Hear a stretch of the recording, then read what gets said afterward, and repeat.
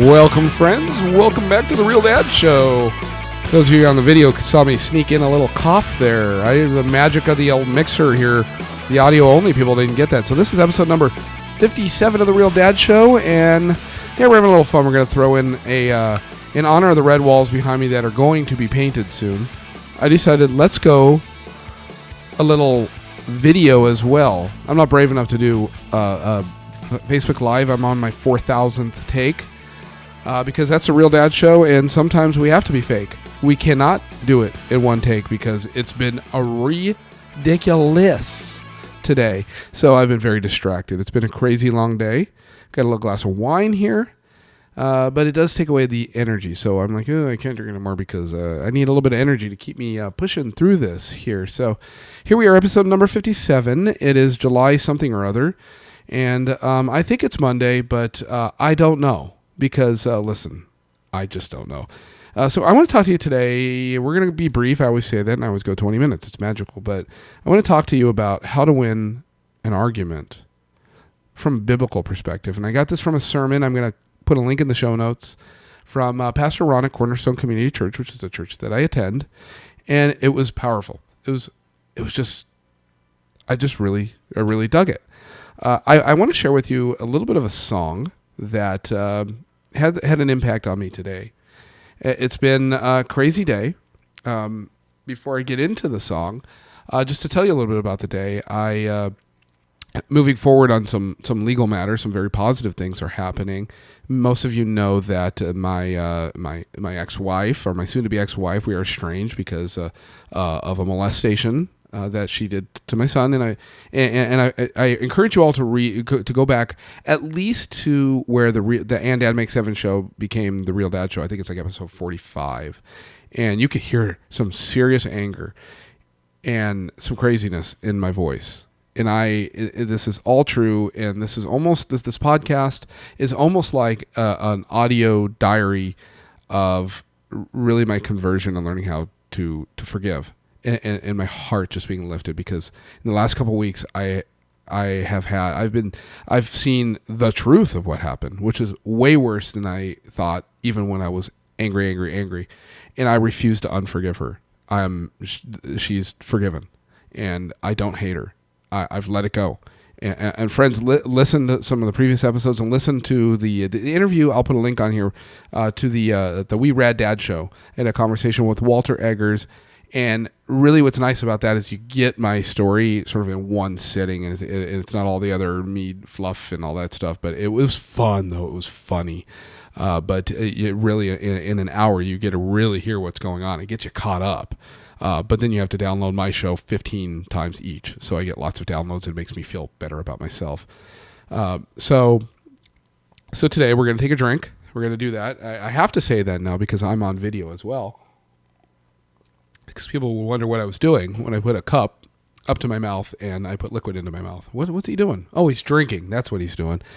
That's just how I roll here, friends. So, as I said, this is episode number 57, how to win an argument using the Bible, not using it as a weapon, though.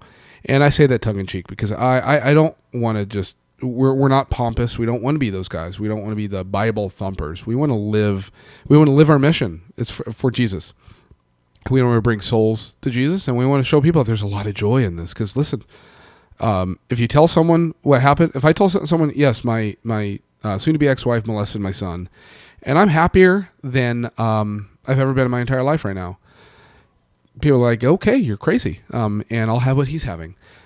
Yes, have what I'm having. I'm having Jesus, friends. It's just great. So, and I've shared a lot of what's going on recently in some past episodes, as I had said. But today, I found out last week that there's some charges being filed, and it's just making me really nervous about some visitation, blah, blah, blah. So I did some stuff over the weekend that made some people upset, but I was protecting my children.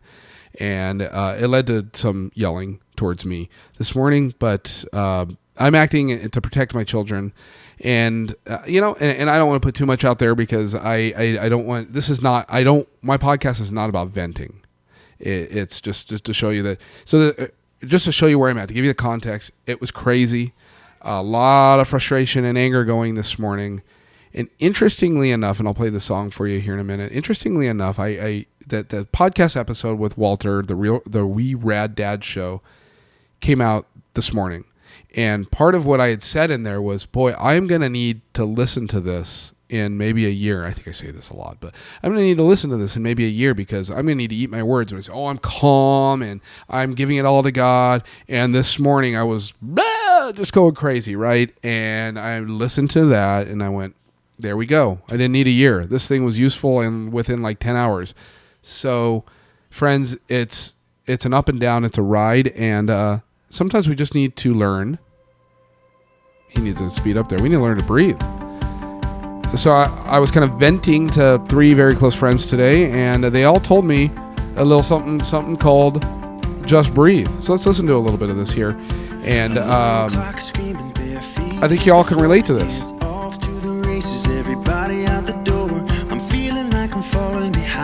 It's a crazy life.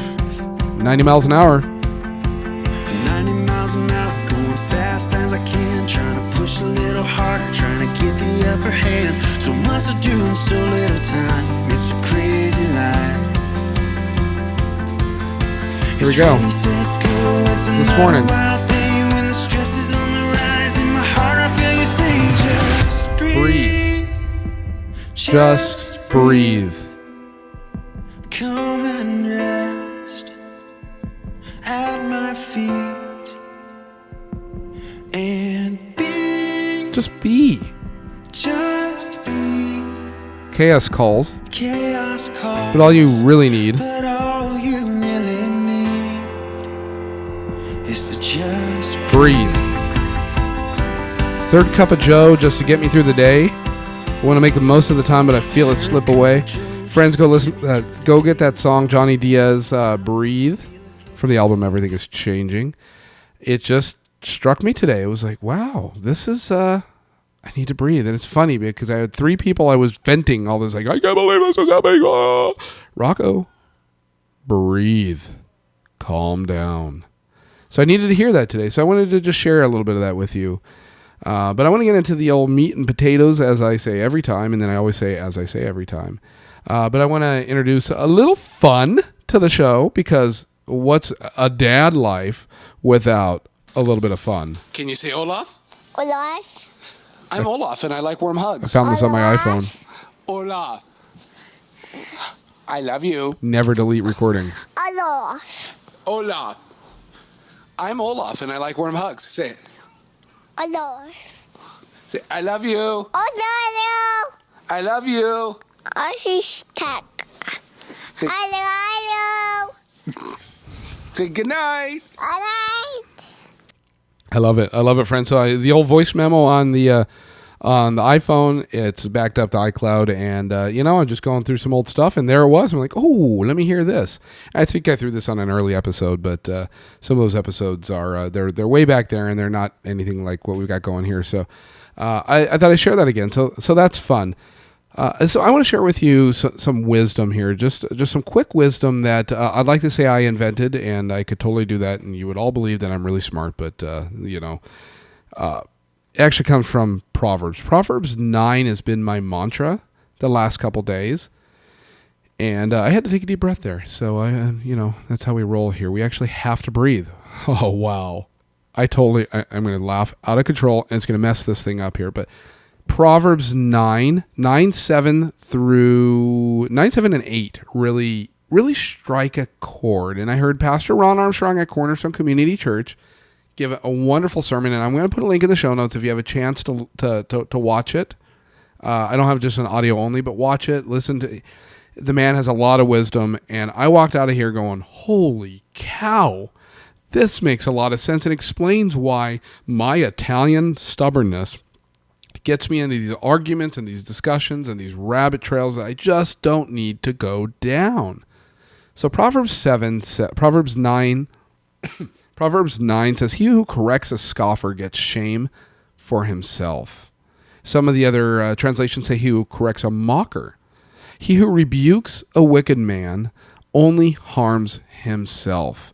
Do not correct a scoffer, lest he hate you. Friends, have you ever argued with an idiot? Seriously. Why are we doing this? Why are we arguing with idiots? Well, there's a reason maybe when we need to argue with an idiot, if we're accountable to that idiot. But most of the time, I'm saying idiot a lot.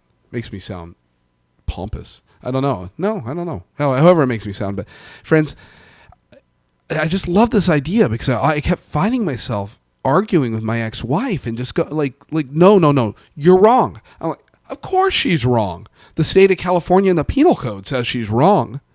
But why do I have to convince her she's wrong? Because I'm Italian and I have a stubborn temper. But as I've shared in other episodes, it's driving me crazy. And friends, I definitely suggest you go over to Walter Eggers, We Rad Dads WeRadDads.com/Rocco DeLeo. Listen to my interview with him that just came out today, and listen to me tell that story there, and tell the story sort of in, as I said, in one piece there, one long piece, but it's just like I'm just arguing, and it's not getting me anywhere. And as I shared with him on the show, is like I can't react like this anymore. I can't give my happiness, my energy, and my joy away to somebody she's a scoffer, she's a fool, or whatever biblical term we're going to use. And it doesn't just have to be her. But when things come up, friends, we don't have to. If you watch Pastor Ron talks, he says the Major League Baseball player, you don't have to swing at every pitch. You don't need to. You don't need to answer every accusation. You don't need to take the bait. I hear that all the time. Don't take the bait. Oh, no. I'll just tell her she's wrong. The facts will speak for themselves. Listen, friends, I've had discussions with people. I'm looking at a blue sky. Can we all agree that the sky is blue? Okay? I'm looking at a blue sky, and I have talked to people. I have been married to people who would insist, no, the sky is, and I'm using this as a metaphor because we haven't actually had this argument, but it's even worse than this. Oh, no, the sky is rainbow Skittles. I don't know. Like, really? What? No, the sky is blue. Look, like, no. They're looking at the same thing. It's like arguing with a brick wall. And what happens? What happens, friends, when you argue with a brick wall? You just get frustrated. You get nowhere.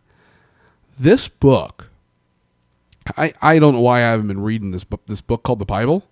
Why I haven't been reading this my entire life. It's just so much wisdom here.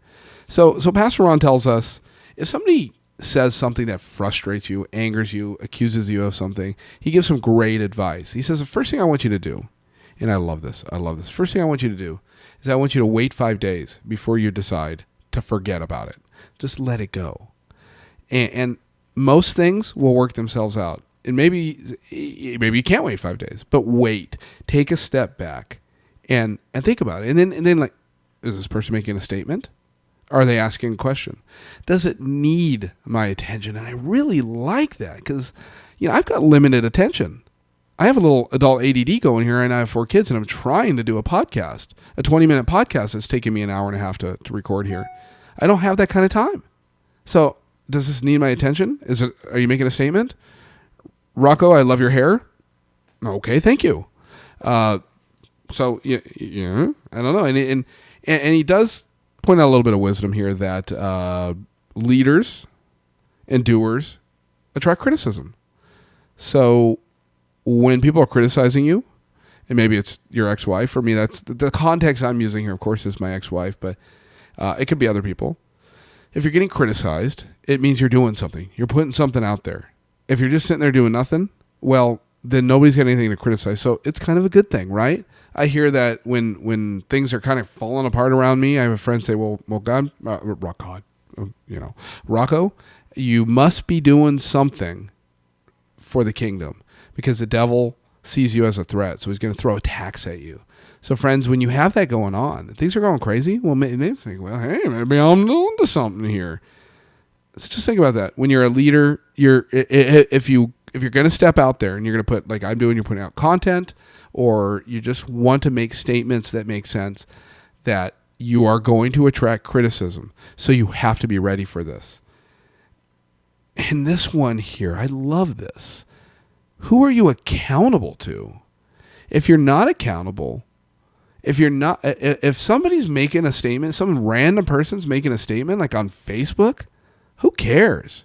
Now, if they make a statement about, so married guy gets a statement, someone puts up on his Facebook, hey, I heard you're having an affair. You're not accountable to that person who made that claim. Especially, and I'm assuming you haven't had the affair. You're not accountable to that person. You're accountable to your wife. Address it with your wife. This person said this. It's not true. There's no evidence. You're done. Don't argue with that person. Oh, no, I didn't do this. Well, you're arguing with it. You're correcting a scoffer. What are you going to get? You get shame. You're going to look bad. You're going to get angry. And there's just no point to that. Who am I accountable to? And the other thing here is a really big challenge. And this, before you open your mouth and address somebody who's accusing you or pushing back at you, you must, before you go to that person to talk to them, the only reason you go back to that person to quote unquote argue is to reconcile with them. It's the only way you can win an argument is reconciling with them. So here we go with this. If somebody's arguing with you and you're not accountable to them, unless you're going to say, I'm sorry, please forgive me for my face damaging your fists when you punched me. I apologize for that. The answer to that is just walk away, because there's no point. There's no point. Because what are you going to get, friends? Let's go back to that 9:7. Proverbs 9:7, you're going to get shame for yourself.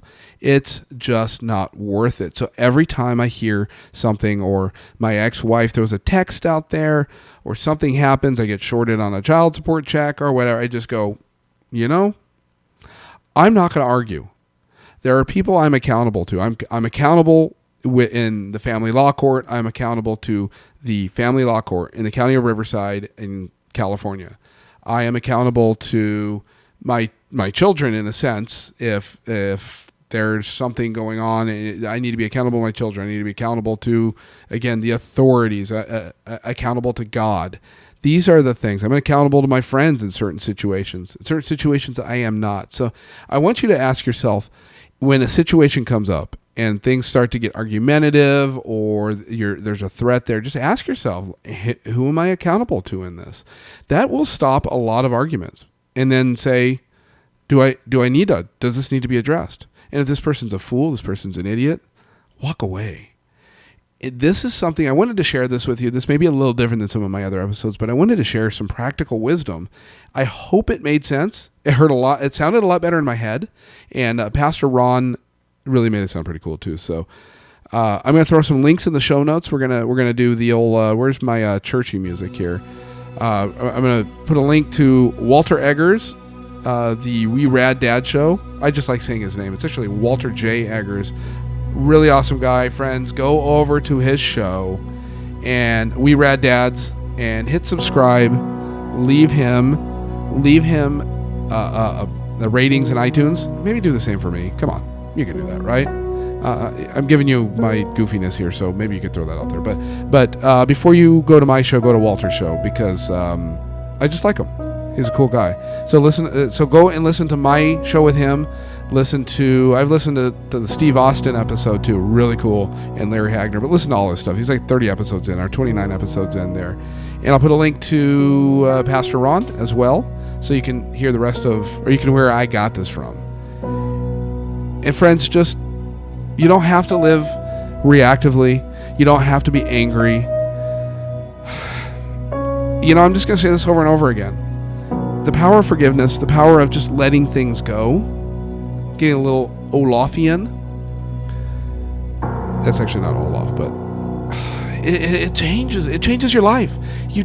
No longer do people that don't matter to you, no longer do people who you're not accountable to, no longer do ex-wives, ex-friends, ex-bosses, no longer do scoffers, fools, mockers, no longer do these people control your happiness. You, my friends, you control your happiness. God love you. Thank you for hanging out with me. This was fun. Talk to you next week.